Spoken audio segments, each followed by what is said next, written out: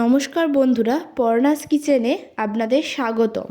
আমরা বাড়িতে তো প্রায়ই একই পদ্ধতিতে চিকেন কারি তৈরি করি, কিন্তু আজকের এই রেসিপিটা হবে চিকেন কারি রেসিপি, তবুও এটা হবে ভিন্ন পদ্ধতিতে। একটু অন্যরকমভাবে আজকের রেসিপিটা করে দেখাবো। অবশ্যই বাড়িতে একবার ট্রাই করে দেখবে, আশা করছি ভালো লাগবে। তো তার আগে চ্যানেলে নতুন হয়ে থাকলে আমার চ্যানেলটা অবশ্যই সাবস্ক্রাইব করে দিও, আর পাশে থাকা বেল আইকনটা প্রেস করে দিও, যাতে আমার ভিডিও সবার আগে তোমার কাছে পৌঁছে যায়। তো আজকের এই চিকেনের রেসিপিটা তৈরি করার জন্য আমাদের প্রথমেই কড়াইয়ে লাগবে সরষের তেল। কিছুটা আমি সরষের তেল নিয়ে নিচ্ছি। এরপর এটা গরম হলে আমি ফোড়ন দিয়ে দেবো। তো ফোড়ন হিসেবে প্রথমে এখানে তেজপাতা দিলাম, তারপর দিলাম দুটো এলাচ ভালোভাবে ফাটিয়ে নিয়ে সেটা। আর এরপর এখানে দিয়ে দিচ্ছি, দেখতে পাচ্ছ এখানে দিয়ে দেবো আমি প্রথমে দারচিনি, সাথে সাথে আছে লবঙ্গ আর আছে গোলমরিচ। তো সেটা দিয়ে দিলাম। এরপর এখানে আমি দিয়ে দেবো শুকনো লঙ্কা, আর একই সাথে দিয়ে দেবো চেরা কাঁচা লঙ্কা, অর্থাৎ একটা কাঁচা লঙ্কাকে চিড়ে নিয়েছি, সেটা দিয়ে দিলাম। এরপর এটাকে 1 থেকে 2 মিনিট একটু ভেজে নিতে হবে ভালো করে লো ফ্লেমে, যাতে এটা ধরে না যায়, দেখতে হবে সেটা পুড়ে না যায়। তো লো ফ্লেমে এটাকে একটু ভেজে নেওয়ার পর এখানে আমি পেঁয়াজ 3 থেকে 4টে পেঁয়াজ সরু সরু করে কেটে নিয়েছি, আর সেটা এখানে দিয়ে দিলাম। ছোটো সাইজের পেঁয়াজ নিয়েছিলাম এখানে, তো সেটা এখানে দিয়ে দিলাম এটাকে ভাজার জন্য। এরপর এটাকে 2 থেকে 3 মিনিট একটু ভালো করে এই তেলটার সাথে মিশিয়ে নেব, একটু ভালোভাবে ভেজে নেব 2 থেকে 3 মিনিট। তো এরপর এখানে আমি একই সাথে দিয়ে দেব রসুনটাকে আমি কুচি করে নিয়েছিলাম, তোমরা চাইলে গ্রেট করে নিতে পারো, কোনো অসুবিধা নেই। এরপর এটাকে আমরা ভেজে নেব যতক্ষণ না পেঁয়াজ আর রসুনের কাঁচা গন্ধটা চলে যায় একদম। যখনই হালকা হালকা রং ধরে আসবে দেখবে, অর্থাৎ হালকা করে পেঁয়াজটা ভাজা হবে, খুব বেশি ভাজবো না, হালকা করে যখন ভাজা হবে সেই সময়ই এখানে আমি দিয়ে দিচ্ছি চিকেনটা। চিকেন আমি এখানে 750 গ্রাম মতো নিয়েছি, একটু বড় বড় পিস দেখে। তো সেটা আমি এখানে দিয়ে দিচ্ছি, পুরো চিকেনটাকে আমি দিয়ে দেব। এরপর আমি এই চিকেনটাকে পেঁয়াজ আর রসুনের সাথে খুব ভালো করে মিশিয়ে নেব।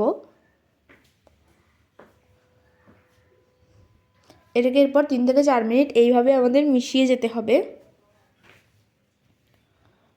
তো দেখতেই পাচ্ছ খুব ভালো করে এটাকে মিশিয়ে নিচ্ছি। এরপর এটাকে আমি ঢাকা দিয়ে রেখে দেব 5 থেকে 7 মিনিটের জন্যে। কোনো জল বা নুন কিন্তু আমি ব্যবহার করিনি এখানে। 5 মিনিট পর এই যে দেখতে পাচ্ছ পেঁয়াজ থেকে বেশ কিছুটা জল বেরিয়ে এসেছে, এটাতেই কিন্তু রান্নাটা আমি এখনও করছি, এখনও কোনো জল দিইনি বা নুনও দিইনি। এরপর খুব ভালোভাবে আরও একবার মিশিয়ে নেব এই চিকেনটাকে 2 থেকে 3 মিনিটের জন্য।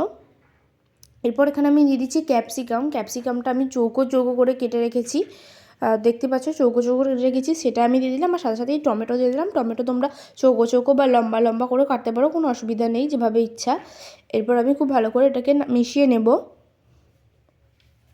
এই টমেটো আর ক্যাপসিকামটার সাথে খুব ভালো করে এটাকে মিশিয়ে নেব। এরপর আমি এখানে নিয়ে নিয়েছি আদা আর জিরে বাটা, 50 গ্রাম মতো আদা আর 3 থেকে 4 চামচ মতো জিরে একসাথে বেটে আমি সেটা দিয়ে দিলাম। তোমরা চাইলে আলাদা আলাদা করে বেটেও দিতে পারো, বা এখানে আদা বাটার সাথে জিরে গুঁড়োও ব্যবহার করতে পারো, তাতে কোনো সমস্যা নেই।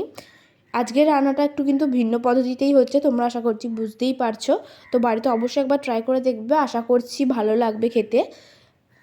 এরপর খুব ভালো করে এটার সাথে মিশিয়ে নেব আদা আর জিরে বাটাটার সাথে চিকেনটাকে।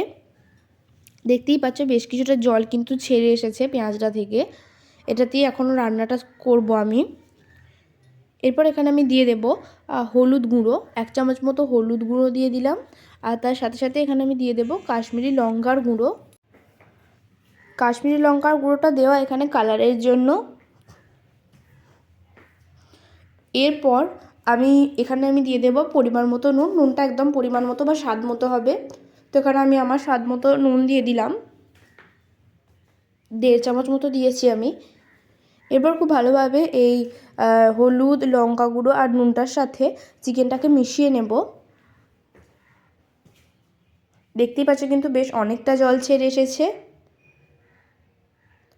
তো এটাকে এরপর এভাবে কষিয়ে যেতে হবে কিছুক্ষণের জন্য, যেমন চিকেন আমরা কষিয়ে থাকি ঠিক সেরকমভাবে।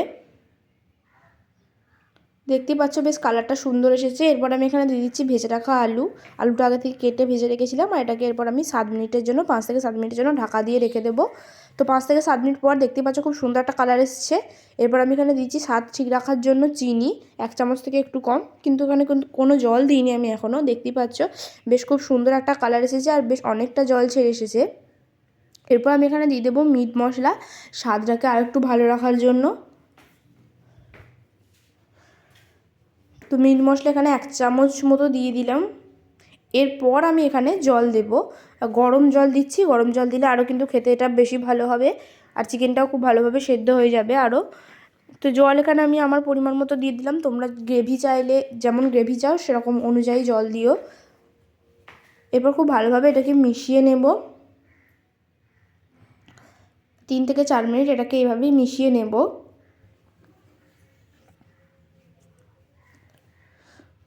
খুব সুন্দর কিন্তু একটা কালার এসেছে কাশ্মীরি লঙ্কার গুঁড়োটা দেওয়ার ফলে। এরপর এটাকে আমি 5 মিনিটের জন্য ঢাকা দিয়ে রেখে দেব, চিকেনটা আরেকটু ভালো করে সেদ্ধ হয়ে যাওয়ার জন্য। তো 5 মিনিট পর এই যে দেখো আজকের এই রেসিপি তৈরি। কিন্তু কেমন লাগলো আজকের ভিডিওটা জানিও, ভালো লাগলে অবশ্যই একটা লাইক করে দিও।